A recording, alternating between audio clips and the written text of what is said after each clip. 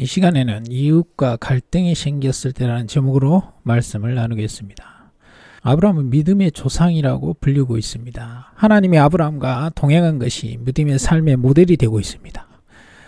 아브라함의 아들은 이삭입니다. 하나님은 이삭의 삶에도 함께하였습니다. 창세기 26장에는 이삭이 우물을 빼앗기는 사건이 기록되어 있습니다.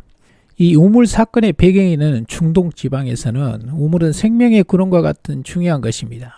그 당시 사회에서 우물을 통해서 모든 것이 이루어졌습니다. 사람들이 물을 마시고 가축들도 먹이고 빨래도 하고 씻기도 하고 합니다. 우물 사건이 발생한 특히 그랄 골짜기는 물을 얻기가 쉽지 않는 곳이었습니다.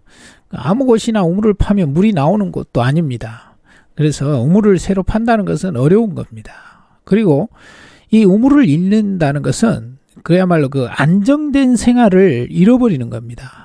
자, 이런 상황에서 이삭의 종들이 애써 우물을 파놓으며 그곳에 그랄 목자들이 자기 것이라고 하면서 싸우는 것입니다. 이삭은 자신의 우물을 양보하고 또 다른 우물을 팝니다. 그런데 또 싸우는 겁니다. 그러자 이삭은 아예 그 그랄 골짜기를 떠나서 더 깊은 골짜기로 들어가서 우물을 파게 됩니다. 자, 이것은 하나의 그 우물에 관한 사건이지만 아주 중요한 교훈을 주는 사건입니다. 우리가 이웃과 갈등이 생겼을 때 우리가 어떻게 해야 되는지 교훈을 얻을 수 있습니다. 자, 그럼 우리는 이웃과 갈등이 생겼을 때 어떻게 해야 됩니까? 첫 번째, 내가 양보하면 하나님이 보상해 주신다는 것을 기억해야 합니다. 이삭은 우물을 인해서 그랄 목자들과 싸우지 않았습니다. 그냥 양보해 버렸습니다. 당시 현실에서 이건 쉬운 결정이 아닙니다. 그럼에도 불구하고 미련을 두지 않고 다른 우물을 찾아 그랄 골짜기를 떠나서 브엘세바로 올라갔습니다. 이렇게 이삭이 양보함으로 우물에 얽힌 갈등이 끝이 났을 때 하나님께서 이삭에게 나타나십니다. 그리고 이렇게 말씀하십니다. 창세기 26장 23절에 이삭이 브엘세바로 올라갔더니 그 밤에 여호와께서 그에게 나타나 이르시되 나는 내 아버지 아브라함의 하나님이니 두려워하지 말라. 내 종 아브라함을 위하여 내가 너와 함께 있어 내게 복을 주어 내 자손이 번성하게 하신지라 말씀합니다. 자, 이로 보건대 이 우물의 사건은 단순한 사건이 아니라 하나님의 시험이었음을 알 수 있습니다. 결론적으로 이삭은 이 시험을 통과했습니다. 나중에 우물을 빼앗아갔던 아비멜렉이 이삭을 찾아옵니다. 그리고 28절에 이렇게 말합니다. 여호와께서 너와 함께 계심을 분명히 보았음이로 라고 말합니다. 자, 무엇을 보고 고백하는 것일까? 바로 우물을 보고 이런 고백을 하는 것입니다. 이삭이 자신의 판 우물을 양보하고 또 다른 우물을 팔 때마다 그 물이 나오는 그 모습을 보고 하나님의 축복을 받은 사람이라고 고백합니다. 내가 양보해버리면 당장은 손해보는 것 같지만 믿음의 사람은 하나님이 보상해 주십니다.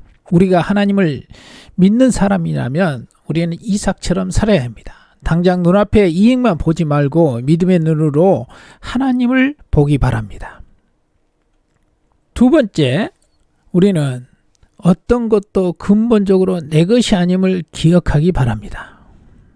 우리가 다른 사람과 다툼이 생기고 미워하고 하는 것은 대부분 우리가 가진 것을 지키고자 하는 것입니다. 자신의 위치나 자신이 가진 인기나 명예나 물질을 지키려고 합니다. 이처럼 대부분 자기 것을 지키려는 것이 그 갈등의 원인인 경우가 대부분입니다. 요한일서 2장 16절을 보시면 이 세상이나 모든 것이 육신의 정욕과 안목의 정욕과 이상의 자랑이니 다 아버지께로 쫓아온 것이 아니요 세상으로 쫓아온 것이니라. 이 세상도 정욕도 지나가되 오직 하나님의 뜻을 행하는 이는 영원히 거하니라 말씀합니다. 이 세상에 어떤 것도 근본적으로 내 것이 아닙니다. 모든 만물은 하나님이 지으셨고 우리는 단지 청지기에 불과합니다. 내가 지키려는 것은 근본적으로 내 것이 아니다는 사실만 깨달아도 우리는 이삭처럼 양보할 수가 있게 됩니다.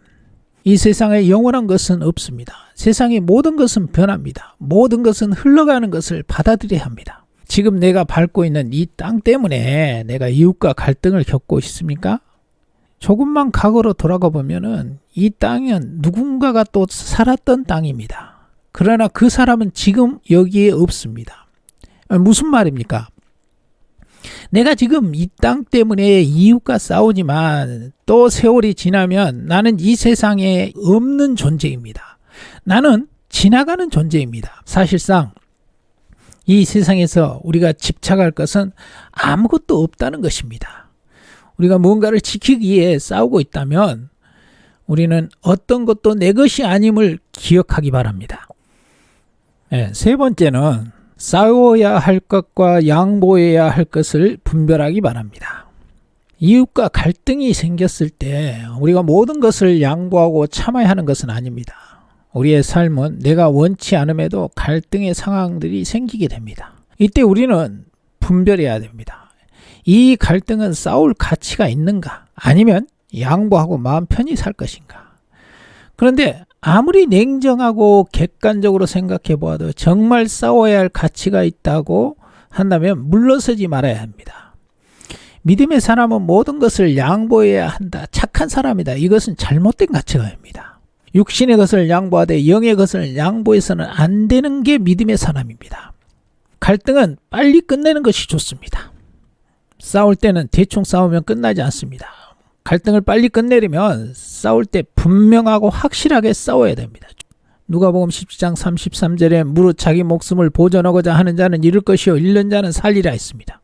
물론 이 말씀이 여기에 전적으로 적용되는 건 아니지만 우리가 싸울 때는 천국 갈 각오로 싸워서 갈등을 끝내버려야 합니다. 특히나 악한 자와 싸울 때는 더욱더 그렇습니다. 왜냐하면 악한 자들의 특징이 있습니다. 그들은 자신보다 약한 자들을 더욱더 괴롭힙니다. 반면에 자신이 감당 못할 강한 자에게는 즉시 항복하고 포기하게 됩니다. 우리가 악한 자와 싸울 때는 우리 자신이 악한 자가 감당할 수 없는 자가 되어야 됩니다. 사실 진짜 믿음의 사람은 겁없는 사람들입니다. 죽으면 천국 간다는 사실을 확실히 믿고 사는 사람에게 죽음은 두렵지 않습니다. 죽음이 두렵지 않는데 다른 것이 무엇이 두렵겠습니까? 피할 수 없는 싸움에는 정말 믿는 자처럼 싸우기 바랍니다. 오늘의 결론입니다. 우리는 이웃과 갈등이 생겼을 때 어떻게 해야 합니까? 첫째는 내가 양보하면 하나님께서 보상해 주신다는 것을 기억하는 겁니다. 둘째는 어떤 것도 근본적으로 내 것이 아님을 기억해야 합니다. 세 번째는 싸워야 할 것과 양보해야 할 것을 분별해야 합니다. 그래서 반드시 싸워야 할 일이 있으면은 특히 악한 자들과의 싸움이라면 목숨을 걸고 싸우시기 바랍니다.